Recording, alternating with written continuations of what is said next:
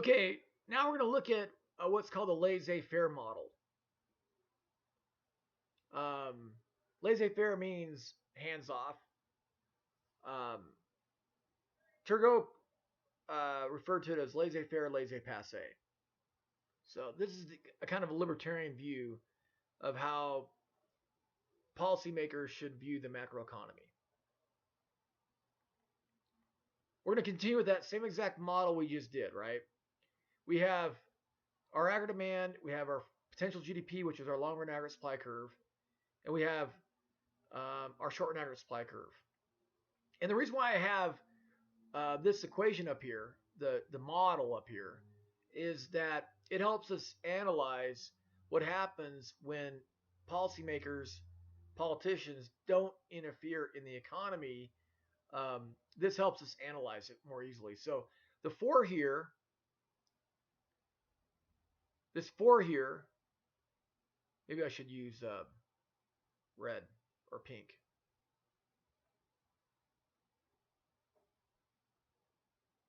So that 4 there is this value, right? That 4 is that value, that point. So this 4 comes from plugging in values to this expression here inside the brackets. And that becomes the height of the curve when real GDP is 0. Okay?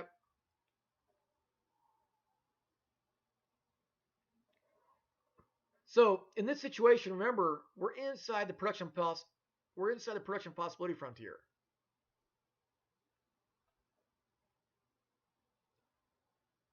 Again, we could, model this as healthcare and all other goods, and we're inside the production possibility frontier. Unemployment is high, right? So when we're inside the production possibility frontier, we're to the left of long-run aggregate supply. GDP is less than potential. So what that implies is factories, resources, and workers are not being fully utilized. Unemployment is higher than its natural rate. So when unemployment is high, that means it's very difficult for people to find work. And if you have kids to feed, bills to pay, you might be willing to accept a job at a lower wage. So when the W comes down, when this little w, the wage rate comes down, it causes the value of the intercept to decrease. Okay? The value of the intercept went from, say, 4 to maybe 2, right? Because wages fell. At the same time, factories are not being fully utilized, so owners of factories are using a lot less energy, and if they're using a lot less energy, that means prices of energy are going to fall. And you can kind of see that with this COVID crisis. Gasoline pump prices in some parts of the country are at $1, where they might have been over $2 2 months ago. They're now down to about $1, right? So when prices of other production inputs go down, we get a further reduction in this intercept right here. And maybe it's a negative 0.5, right? Maybe it's a negative 0.5. So the fall in the wage rate causes the curve to drop down to the red curve. The fall in the price of other production inputs causes the short-run aggregate supply curve to fall even further. So the cost of production are going down. Now, when we're going down like this, what that's modeling is for most firms in the economy, their marginal costs are falling because wages are falling and the prices of other production inputs are falling. When we go vertical, we're holding GDP constant. We're holding output constant. But if we go sideways, we're holding the prices constant, right? We're holding the prices constant. So holding prices constant, GDP would fall from this, or increase from black to red to blue. So when the short-run aggregate supply curve shifts downward, It's actually an increase in supply. And this is how the short Niagara supply curve um, corrects itself automatically. It's called an auto correction mechanism, right? So this is the argument that the laissez faire folks would argue for. We don't need to do anything to fix high unemployment. We don't need to fix high unemployment because as wages fall, the unemployment rate declines toward the natural rate. Then as other prices of production inputs continue to fall, the unemployment will fall and then eventually equal the natural rate of unemployment. And that's the case here. So the short Niagara supply curve stops declining or shifting downward when the gap is closed. And here the gap is closed. Here we have a big gap, right? 12.4 and 15. At this blue equilibrium, real GDP is equal to potential GDP. The gap is zero. The output gap is zero now. So again, allowing the gap to close on its own is called laissez-faire policy. Now, recessionary gaps tend to close slowly, and I believe the reason why that is because there's a lot of market interventions. There's minimum wage laws. There's pro-labor union policies in some states that require workers to be in a labor union in order for the firm to hire them, and those unions will negotiate contracts on behalf of their workers, and those wages are fixed, right? So if the economy goes into a recessionary gap, the union contract won't allow the wage to fall. A federal minimum wage won't allow wages to fall. And then on top of that, there are other government interventions like TANF, which is temporary assistance for needy families. It's what we would refer to as a welfare program. And then there's food stamps, or also known as SNAP, Supplemental Nutritional Assistance Program. It's food stamps. Basically, government gives you now a debit card, and you can use that debit card to buy food items at grocery stores, right? Now, when government's giving you these benefits like unemployment insurance, TANF, or SNAP, there's less pressure on an unemployed worker to go back to work, right? They don't need to go back. They're not as desperate. So these programs tend to raise what's called the reservation wage of workers.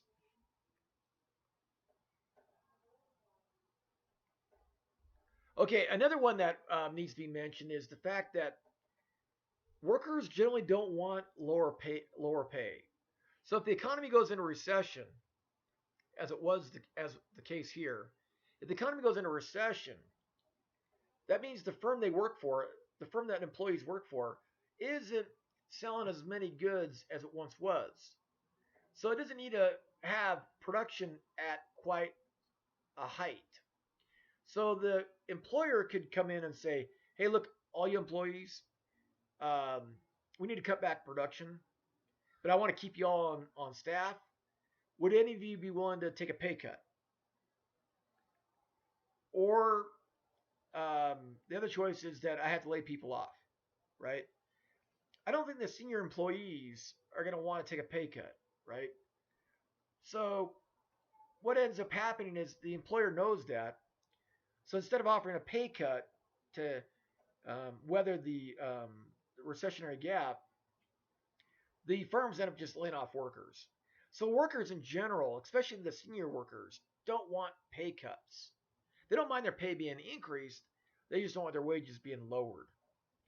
And firms know that, so what they do is they'll probably just eliminate some of the workers. And they'll start with the least senior and the least senior with the lowest job skill. So they'll probably eliminate those positions first until they get the right number of employees for the production levels that they need in a recession.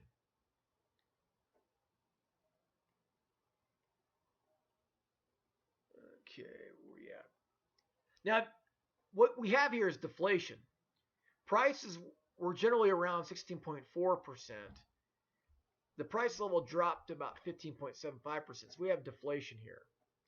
Now, deflation sounds good because lower prices raise workers' purchasing power. However, deflation causes hardships for those whose net worth is mostly held in illiquid assets like homes. And you saw this during the Great Recession. Home values plummeted. And a lot of people, because they borrowed 100% of the money needed, or near 100% of the money needed to purchase the home at the higher elevated prices during the height of the bubble, when the bubble popped, those home prices fell, and a lot of homeowners were underwater.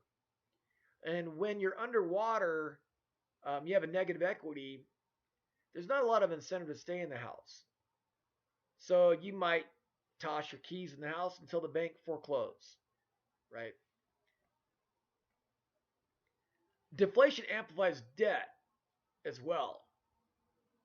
Because when debt is incurred, it was incurred when wages were a lot higher.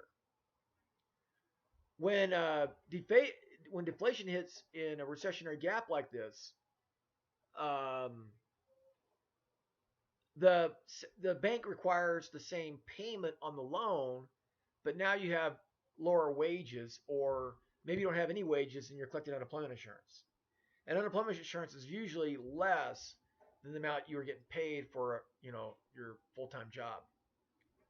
So it's harder for people to make the payments on their debts. Deflation also amplifies the loan interest rate. And I think it does it in simplest terms. Your interest payments haven't changed, but your pay is much lower. So that it's harder to make the interest portion of those payments. Okay, here's our example. Notice I've done a lot of the work for you. I plugged in the values already. I had the long run production function, and there's no numbers here because over the long run, technology can go up, physical capital can go up, land and resources can go up, and the labor force can increase or decrease depending on birth rates and immigration and advances in medicine.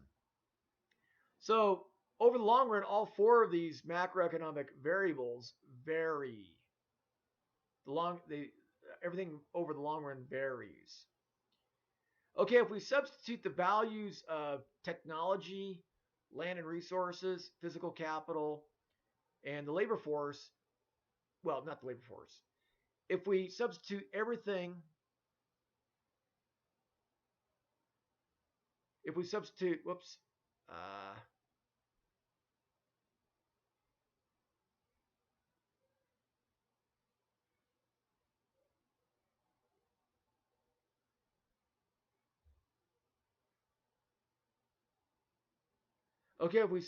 in technology, resources,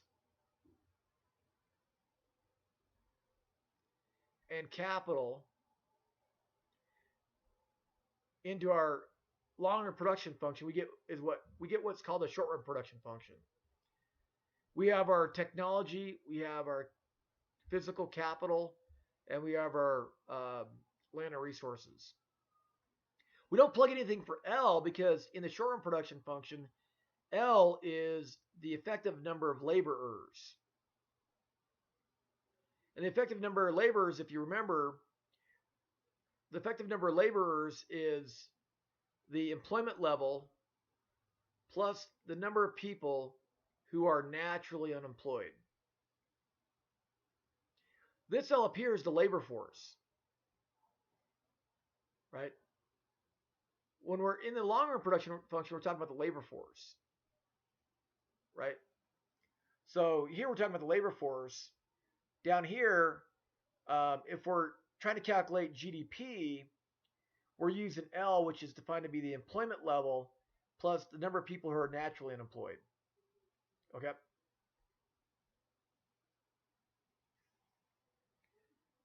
The value of the labor force was not substituted in the above short-run production function since the effective number of laborers varies around the size of the labor force. Now, if 9 million people in the labor force are naturally unemployed, those that are structurally or frictionally unemployed, the effective number of laborers equals the employment level plus the 9 million people who are naturally unemployed. Right? That's just, again, review. If the economy is at full employment, then the effective number of laborers, right? If our economy is at full employment,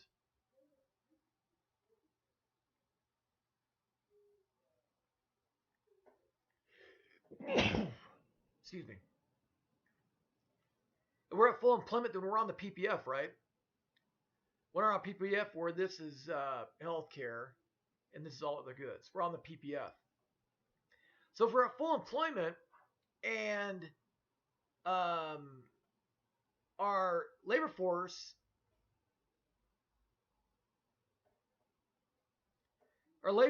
is 144 million people.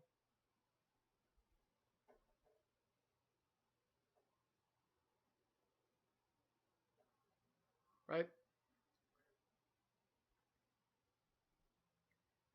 If we're at full employment, that means the only people that are unemployed are those that are naturally unemployed. So the labor force would equal the number of people who are effectively laborers, the effective labor force size, which is equal to the employment level plus those who are naturally unemployed.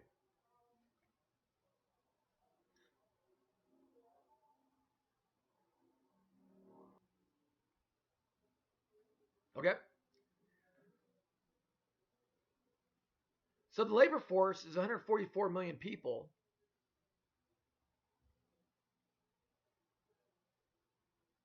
We don't know what E is yet.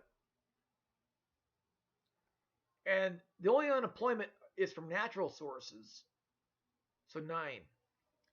So the employment level is the value of E that makes the statement true. 135 plus 9 is 144.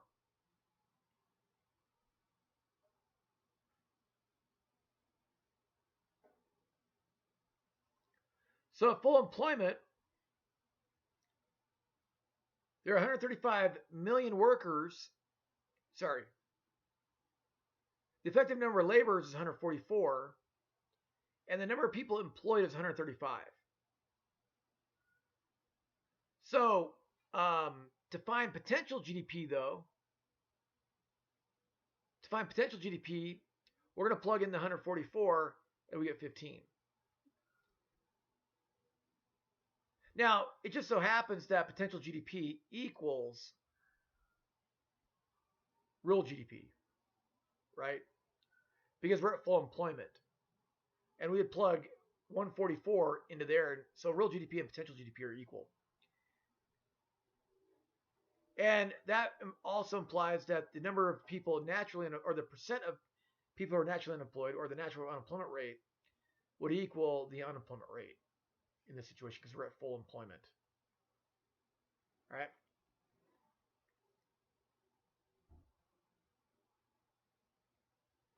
The natural unemployment rate is calculated by taking the number of people who are naturally unemployed, 9 million, and divided by the labor force, which is 144. So the natural unemployment rate is 6.25%. Now down here, I've already plugged in the values of the nominal wage rate, the nominal prices of other production inputs, the supply side tax rate, and the real GDP level. Remember the potential GDP level.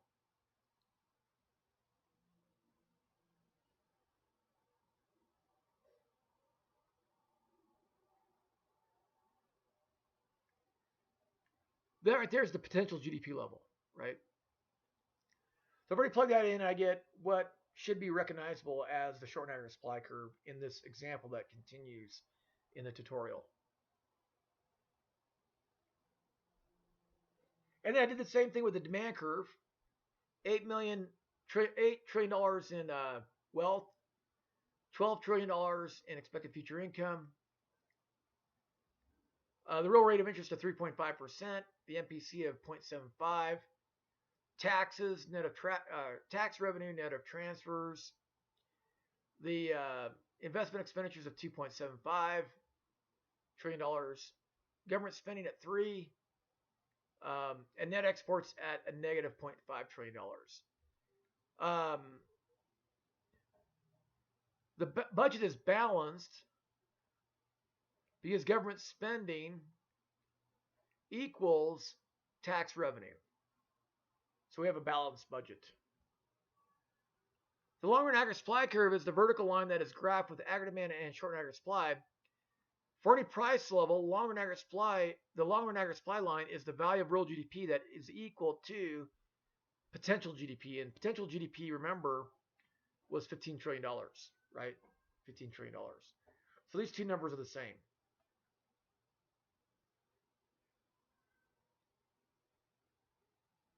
These two numbers are the same. It's a vertical line at $15 trillion in this case. Okay. Now this graph here, for your homework, you'll have to screenshot this graph and put it on a Word document and upload it to the discussion question, right? So this graph should look familiar. We have price level on the vertical axis. We have real GDP on the horizontal axis. We have long-run aggregate supply on this vertical line, which is at $15 trillion. We have the short aggregate supply curve, which is the upward sloping line down here. And then we have the aggregate demand curve, which is the downward sloping line, right? And of course, we have the equilibrium, which we probably know now it's 12.4. We can get that from Desmos or solving demand equal to supply.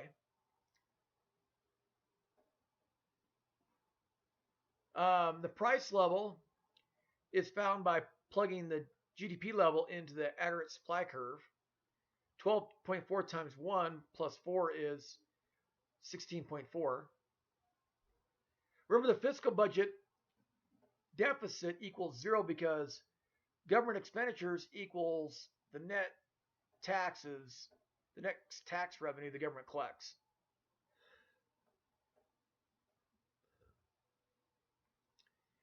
The trade deficit is the absolute value of net exports. The balance of payments is a negative $0.5 trillion. So the deficit implies negative. So if I say trade deficit, I put in this without the negative sign because that would be redundant, right? It'd be like double negatives. Now the trade deficit is $0.5 trillion. What that means is, if this is the United States, our consumers are buying more goods and services from other countries than are the citizens of those countries purchasing American goods. So we have a trade deficit of $0.5 trillion here. Now what happens here is because of that trade deficit, now those countries have lots of dollars, right? And what's going to happen to those dollars? The people, the investors, the people in those countries with all these dollars are not going to hide that money underneath the mattress, right? That money is going to come back to the United States in the form of a stock purchase, an apartment purchase, a condo purchase, a home purchase, real property purchase, a bond purchase, right? So the thing is that the net flow of foreign capital is what we're talking about. The money going out of the country versus the money coming into the country is going to equal that trade deficit. Okay, so the output gap is the difference, if you remember. The output gap is the difference between 12.4 and 15. So in this case, it's equal to negative 2.6. The economy is in a recessionary gap. The unemployment rate is greater than the natural rate of unemployment because we're inside the PPF. This puts downward pressure on wages and the nominal price of energy, right? So both these are pushed down. which causes, if the government does nothing, there's no intervention monetarily or in terms of fiscal policy. This causes the short and aggregate supply curve to shift rightward or downward, right? So the value of the intercept, which was 4 here, might be 0 now. So wages and prices of other production inputs go down, which pushes the intercept down to here. And what that represents in general is the marginal cost of production for all these firms are generally declining because wages and prices are coming down. Their input prices are falling. So when input prices fall, that means short and aggregate supply increases. So from black to red is an increase in the short and aggregate supply curve. And we end up in a situation where prices have come down, generally speaking, but GDP has gone up. It went up from 12.4 to 15. Now, at this new equilibrium, there's no gap because real GDP is 15 and potential GDP is 15. So there's no gap. And the unemployment rate is equal to the natural rate of unemployment. Right? Now we're back on the PPF. So this is the Laissez Faire model. Okay. Suppose you're in this situation with a new supply curve. Right? Our new supply curve is out here now, right? So the way I plotted this point here, and the reason why I picked this point is because I already know what GDP is here, right? So I plug 15 into this curve and I get 10, right? So if I connect the dots, I get a short and aggregate supply curve with the equilibrium out here. And I can graph that in Desmos. Okay, let me delete that. Let me delete that. And our new supply curve is -5, right? -5. See that? So that value there has got a height of 10, right? And down here is a -5. See that? -5 down there? That height is 10. The new equilibrium has a GDP level of 19.6 and a price of 14.6%. So I can find it by setting the two equations equal to each other. I get 19.6. GDP is now more than potential. I plug that into the supply curve and I get 14.6, which is exactly what Desmos gave me, right? Here, unemployment is really, really low. Unemployment is really, really low here because we're beyond the PPF, right? We're beyond the PPF. If our PPF is healthcare and other goods, we're beyond the PPF and unemployment's really, really low.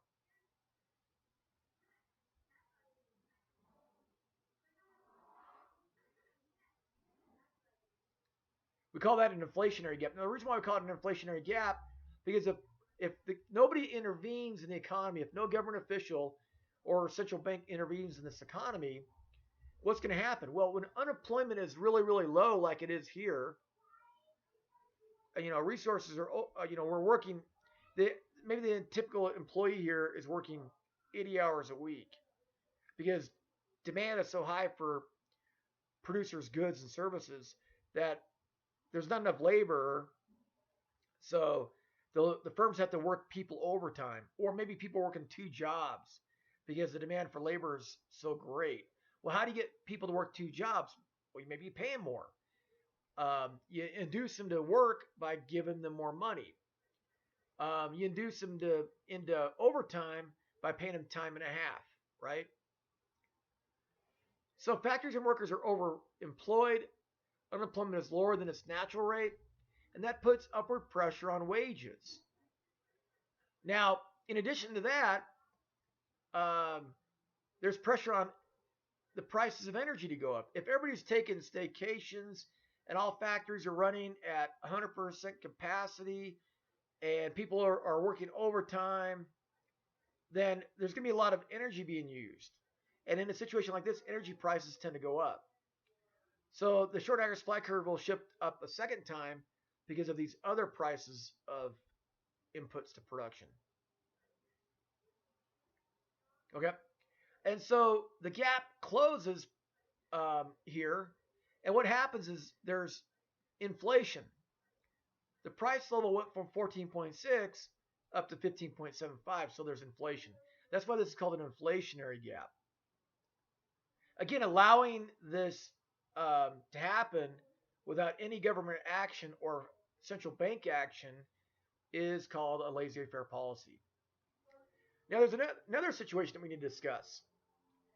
Let's discuss a situation where our short and aggregate supply curve um, puts us in a position where aggregate demand and short and aggregate supply meet at long run aggregate supply. All three curves are meeting the same point. So this is a situation where we're on the PPF, right? We're on our PPF. Unemployment equals the natural rate. GDP equals potential, right?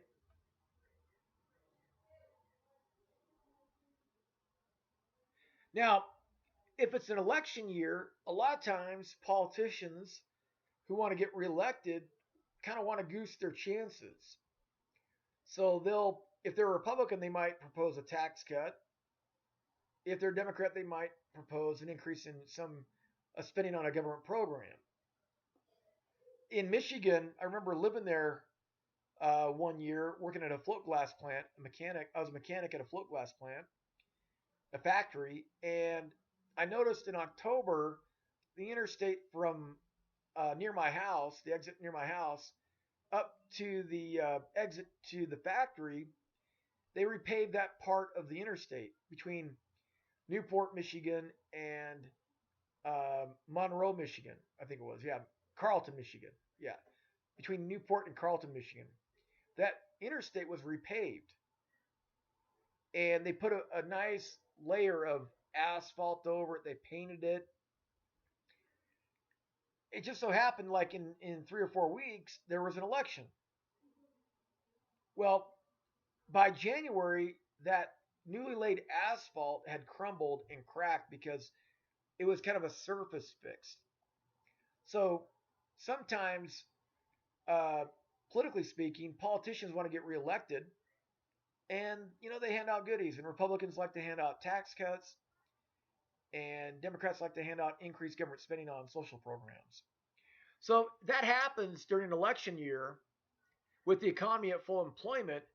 What ends up happening is initially there's no output gap, but because these politicians want to get reelected, Republicans will cut taxes, Democrats will increase government spending on social programs, and it'll stimulate the economy from the black aggregate demand curve out to the red aggregate demand curve. And this is what I call an induced inflationary gap. I call it an induced inflationary gap. It's kind of a party, right? Potential GDP is only 15, but man, out here, we're feeling good. Our incomes are going up. We can buy all kinds of goods and services at a cost. Prices are a little higher. Prices went up, right? Now, the interesting thing is if nothing happens, if government doesn't do anything to reverse this induced inflationary gap, what will happen is, because unemployment is really, really, really low, when I lived in Michigan, the unemployment rate was like, I don't know, 3%. Places like McDonald's and Taco Bell had signs plastered all over their windows saying help wanted. And you walk into the restaurants at the time, and it was dirty because they didn't have enough workers to clean the restaurants. And it looked like the employees were working overtime because they were really tired. And when I was living in Michigan at the time, they were definitely in an inflationary gap. I'm not saying it was induced by fiscal policy, but they were definitely in an inflationary gap. So it's really hard to find workers in this situation. So in order to get people to work overtime or work a second job, you have to induce them, and you induce them by paying a higher wage, right? And so when you pay them a higher wage, the intercept of the short and aggregate supply curve will go up. Also, if people have all kinds of income. They're working hard. They have income. They're probably enjoying life. They're driving places. Firms are running 24 hours a day, 7 days a week, 365 days a year. Energy consumption is going to be abnormally high. And when that happens, energy prices tend to go up. So the short and average supply curve will go up for that second reason as well. And so in the end, a result of a fiscal policy that induces an inflationary gap is, sure, for a little while you'll have a great time, but then the party's over and the prices go up even higher, and there's no net change on GDP. There is a change in GDP in the short run, but then over the long run, as the low unemployment causes prices of inputs to go up to production, the price level goes up. So that's why I called it an induced inflationary gap. And that's it for tutorial 9.